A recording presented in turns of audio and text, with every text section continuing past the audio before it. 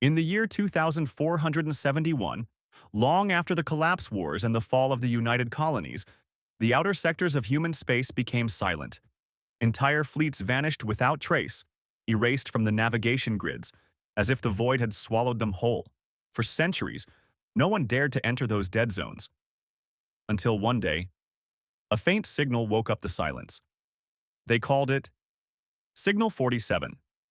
At first, it appeared to be nothing more than static, an encrypted distress call bouncing endlessly through the remnants of the Perseus expanse. But when deep spectrum scanners at the Erebus listening post decoded it, they found something impossible. The message contained a voice, a human voice, and it was speaking from a ship declared destroyed over 73 years ago. The vessel's identification tag read, V.F.S. Calypso, Void Fleet Reconnaissance Class.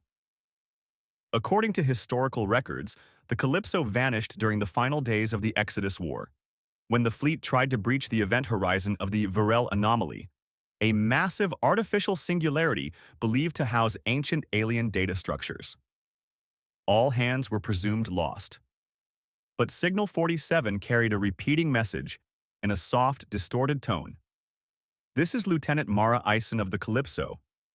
We are not dead. We are inside the reflection. The term reflection puzzled analysts. Was it a poetic expression of madness, or a literal description of another realm, a mirror universe layered behind the fabric of spacetime? For months, researchers tried to triangulate the signal's source. It shifted constantly, as if bouncing between dimensions. But finally, on orbit cycle 18, the Erebus array locked onto a faint gravitational echo. The Calypso was drifting, derelict, just outside the event horizon of the Varel anomaly. A drone probe, designation Spearhead 09, was dispatched to investigate. Its video feed revealed the Calypso frozen in space, half of its hull folded like glass, yet still emitting power. No crew, no heat signatures. Only a pale blue light pulsing from the ship's core reactor, perfectly synchronized with the rhythm of the voice transmission.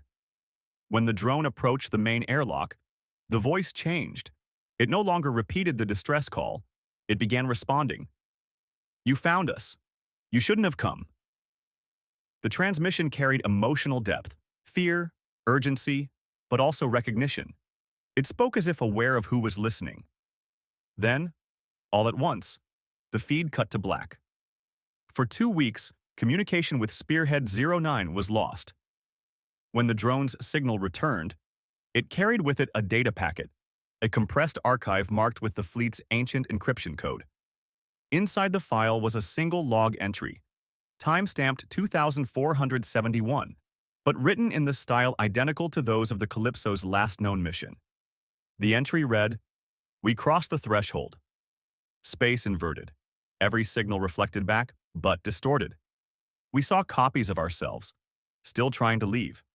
Each attempt repeats. Time folds. If you're hearing this, you're hearing our echoes. Don't follow them." No biological remains were found aboard the drone when it was recovered.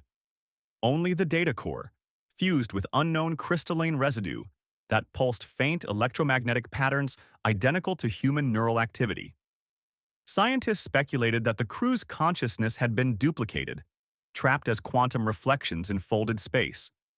Each echo was a fragment, endlessly repeating its final moments. To this day, those fragments still drift in the anomaly, forming what researchers now call the mirror field. Years later, the VOIDARC Initiative, an independent deep space recovery program, revisited the anomaly using next-generation AI probes. Their report concluded that the signal still transmits, unchanged, from an impossible coordinate inside the gravitational fold, every 9.47 hours. The Calypso's beacon activates. Each time, the same voice whispers, "We're not gone, just inverted." No known technology can reach that space without collapsing the transmission matrix. Attempts to recreate the event result in synchronized system shutdowns and corrupted memory sectors, as if the very act of listening distorts reality. The official record classifies Signal 47 as a temporal hazard. All access is restricted, and yet, underground archivists still claim that if you tune your receiver at the right frequency, during the right cosmic alignment, you can hear it. A woman's voice drifting across eternity, calling for rescue. That will never come. Perhaps Signal 47 isn't just a distress call.